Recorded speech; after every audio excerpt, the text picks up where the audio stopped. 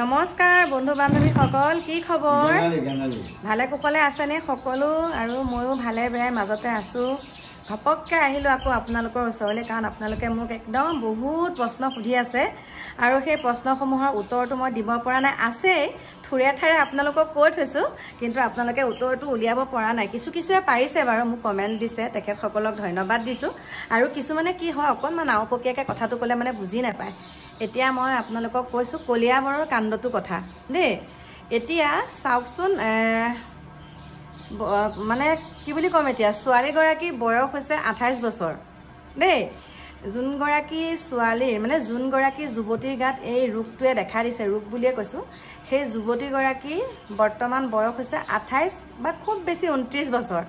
আৰু সেই 29 বছৰ বয়সত এই কামখিনি কেনেকৈ হৈছে আজি এটা কথা কৈছো তেওঁ যেহেতুকে প্ৰথম নিউজ চেনেল মাতি পেলাই তেওঁ যোনখিনি তেওঁ ভুক্তভোগী হৈ আছে সেইখিনি তেওঁ নিউজ চেনেলত এটাত মাতি পেলাই তেওঁ কথাখিনি কৈছিলে যে মোৰ লগত এনেকুৱাটো হৈ আছে কিন্তু তাৰ প্ৰতিকাৰটো সকলোৱে দিছে হয়নে নহয় তাৰ প্ৰতিকাৰ সকলোৱে দিছে আৰু তেওঁ প্ৰথম কৈছিলে যে আমাক টকা পইচা নালাগে যদি এনেকুৱা কোনোবা ডক্টৰ হওক বা কবিৰাজে হওক যদি তেনেকুৱা কোনোবা আছে তেনেহলে আমাক অকনমান সহায় কৰিলে হ'ল আৰু সেই ক্ষেত্ৰত তেনেকে মই আগবাঢ়ি গলো মোক দেখি পেলাই আসামজিত গল আৰু বহুতো তেনেকে গৈছে কিন্তু তেখেত সকলক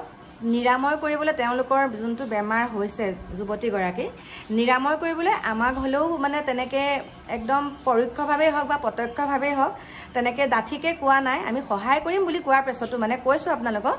যে আচলতে আপোনালোকে এটা বুজি পাওক বস্তুটো কি হৈ আছে এতিয়া আমি যদি কিবা এটা কাম আমাৰ গাত ভুল আছে নহয় ঘপককে একো চিন্তা নকৰাকে কিবা এটা কথা কৈ দিলো পিছত এই কথাটো ক'ব নালাগিছিলে কাৰণ আমি কিবা এটা বস্তু চোৱাৰ মানে বস্তুটো মানে ক'বলৈ যোৱাৰ আগত আমি বহুতখিনি কথা প্ৰত্যক্ষ কৰিব লাগে আপোনালোকক কৈছোৱে আৰু আমি ওচৰে পাজৰে হওক বা বহুতখিনি দিশৰ পৰা বহুতখিনি মানে শিপা খান্দিব লগা হৈছে এই ক্ষেত্ৰটোত গতিকে বহুতখিনি শিপা খান্দি কৰি আমি বহুতখিনি প্ৰুফ পাইছো বহুতখিনি আৰু সেইখিনি কথা আমি যুৱতীগৰাকীক অৱগত কৰিছো তাৰ পিছতে বৰ্তমান যুৱতীগৰাকী সুস্থ গতিকে আৰু আপোনালোকক কি কম আজি কেনেকৈ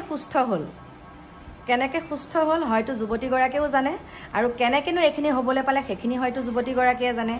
বা পৰিয়ালবৰ্গই নাজানিলেও কিন্তু যুৱতীগৰাকীয়ে জানে কেনেকৈ সুস্থ হ'ল কেনেকৈ কি হ'ল কাৰণ এই 29 বছৰ বয়সত তেওঁ যিখিনি কৰিছে এই 29 বছৰ বয়সত তেওঁ যিমানখিনি ঘাত প্ৰতিঘাত আৰু যিমানখিনি তেওঁ নিজে কৰিছে কাম গতিকে সেইখিনি কিন্তু সহজ মানুহে আমাৰ নিচিনা মহিলা এগৰাকীয়ে কৰিব নোৱাৰিব আমাৰ যেতিয়া 29 বছৰ বয়স হৈছিলে আমি সংসাৰক লৈ ব্যস্ত ল'ৰা ছোৱালীক লৈ ব্যস্ত সাংসাৰিক জীৱন তেনেকুৱাক লৈ ব্যস্ত কিন্তু সেই 29 বছৰ বয়সত ছোৱালীজনীয়ে বহুতকেইটা কাম কৰিছে গতিকে হয়তো তেওঁ বুজি পাইছে সেয়া কি কৰিছে আৰু আমি বহলাই নকওঁ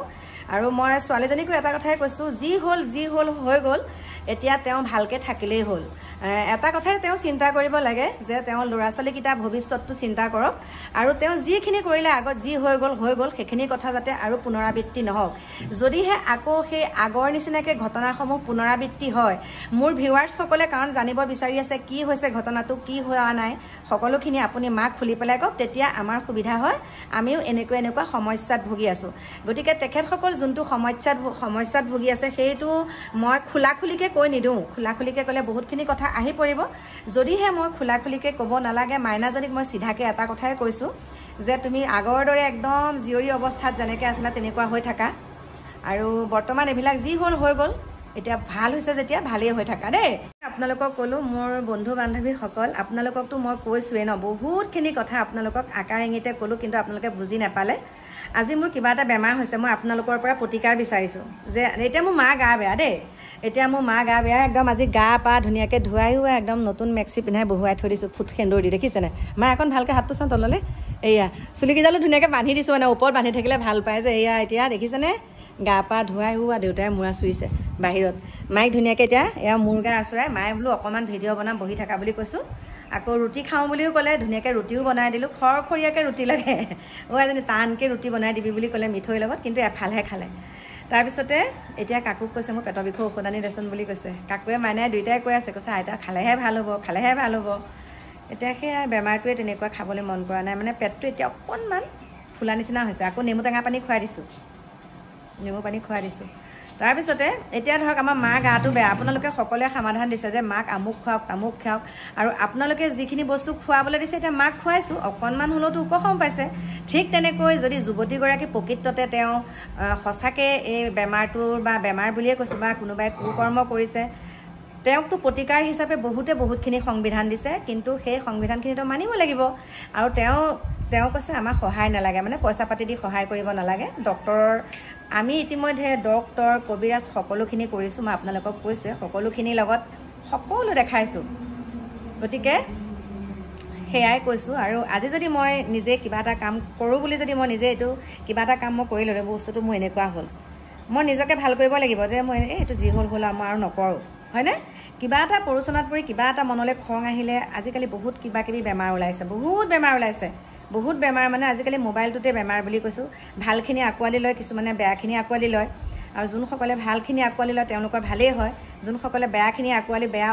মানে কিবা ধৰণৰ ঘটনাবিলাক কৰে। সেইকাৰণে মই কৈছোঁ যে যেনেকৈ আছিলে তেনেকেই থাকক, কাৰণ এতিয়া 29টা বসন্তত তেওঁ যিখিনি কাম কৰিছে, 29টা বসন্ত, সেই 29টা বসন্তত আমি কেনেকুৱা মানে বুলি কৈছোঁ আৰু। গতিকে তেওঁ চাগে বুজিছে মই কি ক'বলৈ ওলাইছোঁ। গতিকে মাইনাক কৈছোঁ ভাল হ'বই, আৰু এইটো ভাল হ'বলৈ তুমি নিজেই যত্ন কৰিব লাগিব, সিমানখিনিকে ক'লোঁ। আৰু বন্ধু বান্ধৱীসকল, মা দেউতা বৰ্তমান আছে, ভালেই আছে, আপোনালোকক কৈছোঁ। ধুনীয়াকৈ গা পা ধুৱাই দিলোঁ, একদম এতিয়া নখ পালিচো সানি দিলোঁ মাইক নখ পালিচ সানি দিছোঁ, চাওক মাই একদম এতিয়া দেখিছেনে, চাওক নখ পালিচ চক পালিচ সানি দিছোঁ, দুইটা হাত দেখাই দিছোঁ, এইটো পাউডাৰ সানি দিছে, নখ পালিচ ভৰিটো নখ পালিচ সানি দিছোঁ আৰু দেই। নখ পালিচ চক পালিচ সানি দিলে বোলো অকণমান ভাল লাগিব। আগতে মায়ে পৌণ্ডছ পাউডাৰ সানে, এতিয়া বোলো পৌণ্ডছ পাউডাৰ আকৌ নিজে সানিবলৈ দিছোঁ। তেনেকৈ হাঁহি ফূৰ্তি কৰি থাকিলেহে ভাল লাগে ন, বেমাৰ বুলি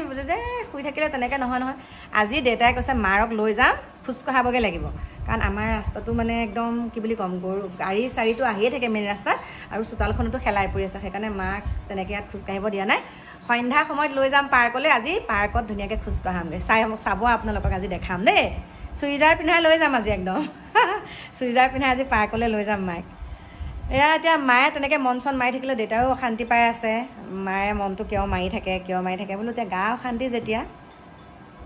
সেয়াই আপোনালোকক ক'লোঁ। বাকী আপোনালোকে যিখিনি কথা কৈছে আপোনালোকে গম পালেই চাগে মোৰ উত্তৰটো। গতিকে সেইখিনিকে মোৰ ক'ব লগা আছিলে, আৰু এইখিনিকে কৈ এতিয়া আপোনালোকৰ পৰা বিদায় লৈছোঁ। আকৌ লগ পাম আপোনালোকক, পাৰ্কত লগ পাই আছোঁ দেই।